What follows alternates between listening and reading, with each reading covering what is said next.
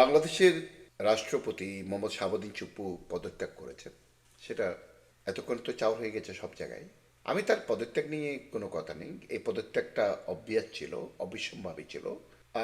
তিনি যে কি করে এই অলমোস্ট 2 বছর টিকে গেলেন এবং কি তারেক রহমান সরকারেরও 6 মাস টিকে গেলেন, সেটাই আমার কাছে একটা বিস্ময়।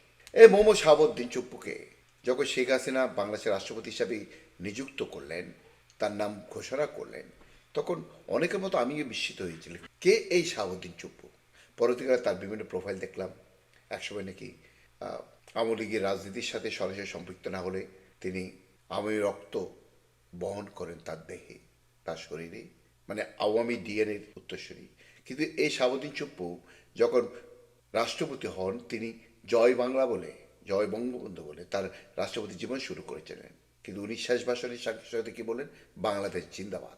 বাংলাদেশ জিন্দাবাদ এবং জয় বাংলা নিয়ে আমার কোনো কোনো কোনো কথা নেই, কারণ দুইটাই মিনিং এক।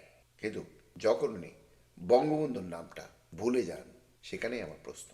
রাষ্ট্রপতি শাহাবুদ্দিন চুপ্পু যখন আজকে রাষ্ট্রপতি পদ হারালেন বা পদত্যাগ করলেন, আমি তো মনে করি তিনি দুকুলে হারালেন। তিনি আওয়ামী কর্মীদের কাছে, আওয়ামী সমর্থকদের কাছে যেমন একজন ঘৃণার পাত্র, তেমনি বিএনপি বলেন, এনসিপি বলেন, জামাতে বলেন, তাদের কাছেও কোনোদিন প্রিয় পাত্র হতে পারবেন না। এই রাষ্ট্রপতি বিশ্বাসঘাতক। এই বিশ্বাসঘাতককে বিশ্বাস করার কোনো কারণ কোনোভাবেই নেই।